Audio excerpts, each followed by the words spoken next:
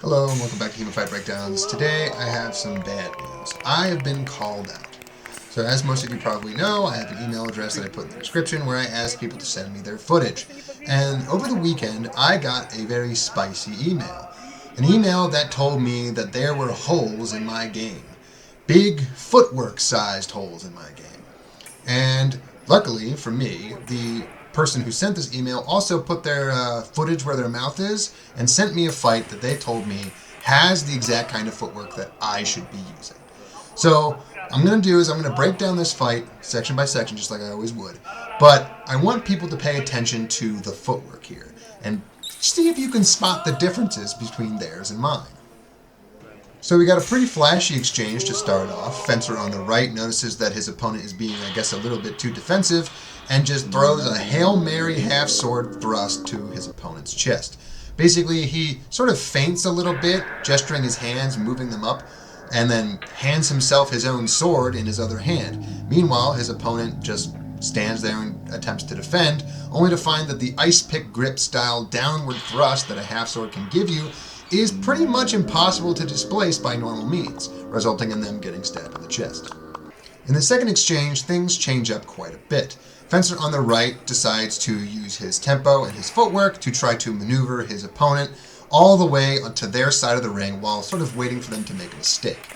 During this, he moves in and out of range with some good footwork, throws some hand shots, throws some faked hand shots, and basically just maneuvers his opponent into a position where they can no longer move backwards and they have to respond to everything that he feints. Knowing this, the fencer on the left realizes that they're backed into a corner and simply attacks fencer on the right with a flurry of blows. Fencer on the right and the fencer on the left both do a pretty good job of parrying and reposting each other's attacks until, at least it looks to me, that fencer on the right manages to sneak a headshot in there over the top. Now, what actually happens doesn't really matter here because what I want to talk about is the footwork. And specifically the confusing statement by the person who sent me this email that our footwork looks entirely different. Looking at this exchange, the footwork looks actually very, very standard and pretty good.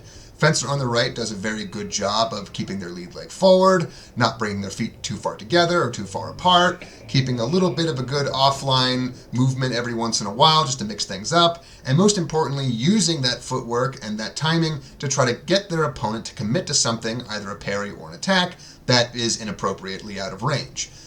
This is generally how I would tell most people to use footwork in their fights, and this is a perfect example of that. So one, will applaud both fencers for their use of footwork, and very confusingly ask the person who sent this email what they're talking about.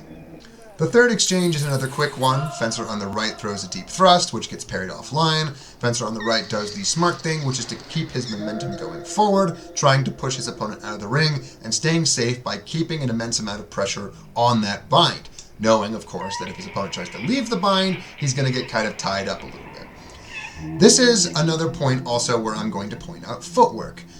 Footwork here might seem like it didn't really matter because it was just sort of a flesh-type charge from fencer on the right, but actually footwork matters quite a lot, specifically in how it allows you to continue your momentum going forward. Someone who, for example, only did Olympic fencing-style footwork wouldn't have the ability to continue to use their passing steps and apply that continuous pressure, which would allow their opponent to pull off the bind and hit them. So looking at this, I would say, again, really great use of footwork. And I'm also going to point to something that occurred in the email that was sent to me, which said that the hole in my game, and the hole in all of our games apparently, is that we lean over too far. And this is something that I want to address pretty specifically because you hear this from a lot of footwork people in different sports and different disciplines where they say that anytime you are leaning over one of your legs, either front or back, you are unbalancing yourself. And I would like to kind of refine that statement to say, you're not actually out of balance. What you are is you have a different balance. Think of it this way. If I want to push something forward, I can't do it while standing stick straight up in the air.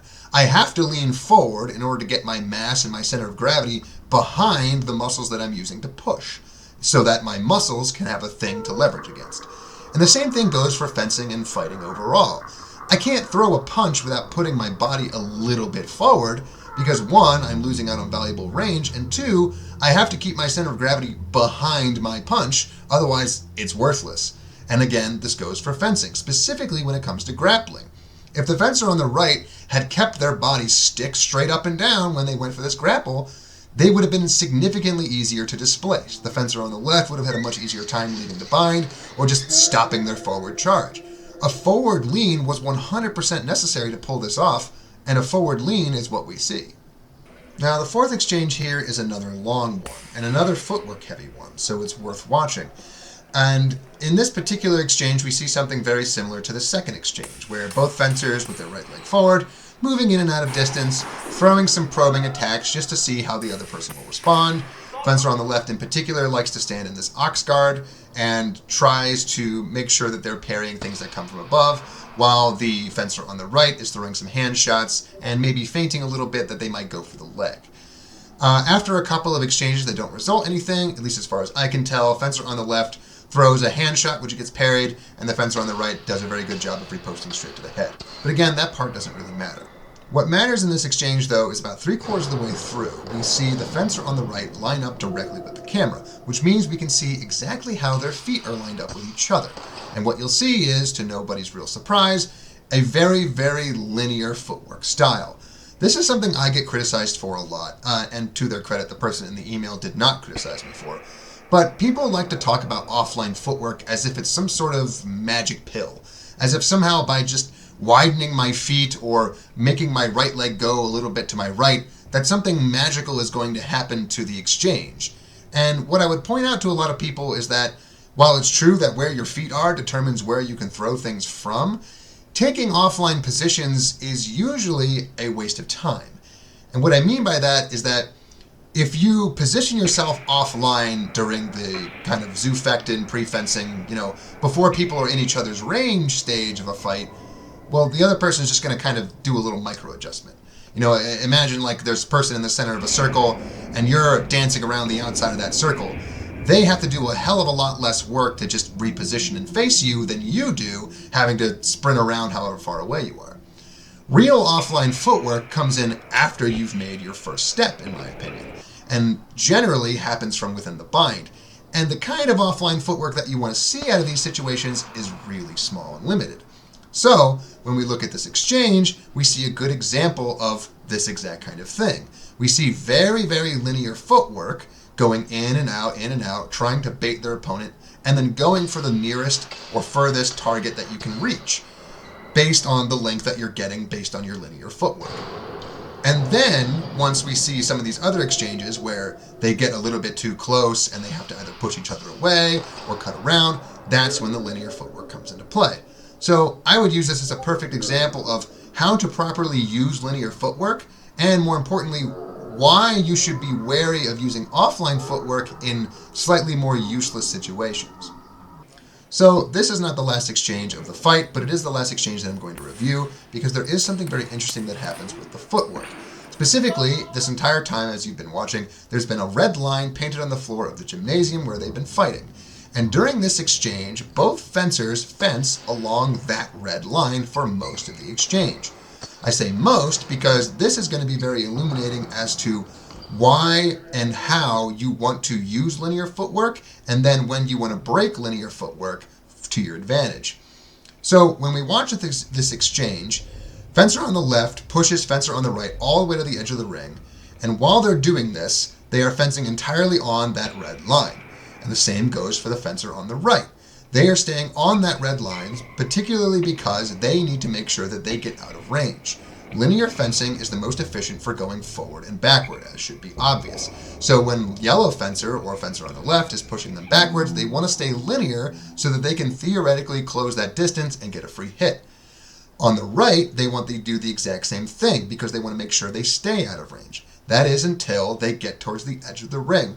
And what's interesting here is that the first person to break linearity is fencer on the left.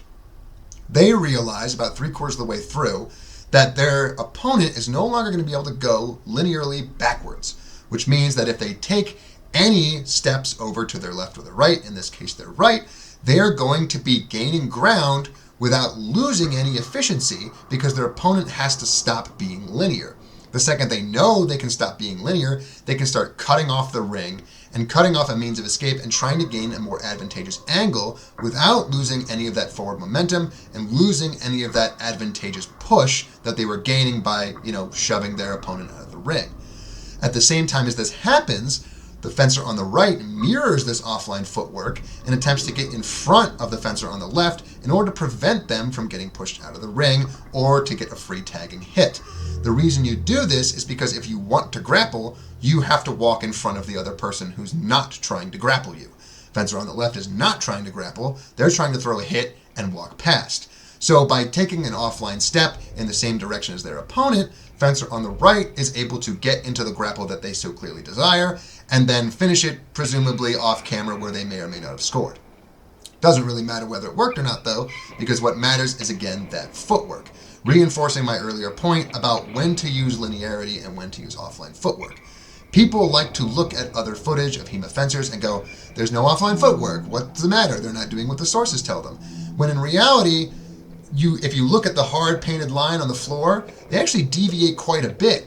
But if you didn't have that line there, you probably wouldn't have noticed some of the offline footwork that was actually going on here.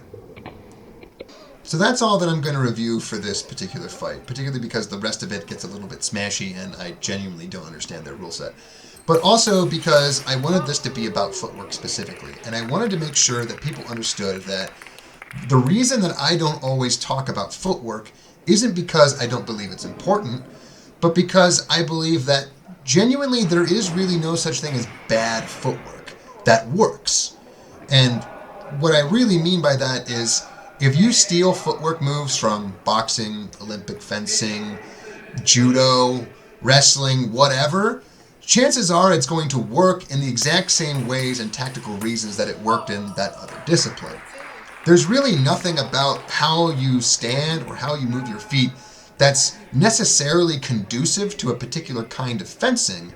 It's only conducive to particular techniques and particular goals and particular tactics. And as long as you're tailoring your footwork to what your starting and end goals are and what your starting technique and end result is, you're not doing it wrong. You just need to maybe do it a little bit faster, a little bit more explosively, and maybe a little bit more offline or more linearly, again, depending on what you want out of it. No one should be standing here telling you that you need to have more offline fencing if offline fencing doesn't benefit the technique that you're trying to do. Similarly, no one should tell you that you should absolutely never do offline footwork because sometimes that isn't conducive to what you're trying to do. And of course, if you'd like more hot footwork takes or more videos, feel free to like and subscribe. I'll be here next week.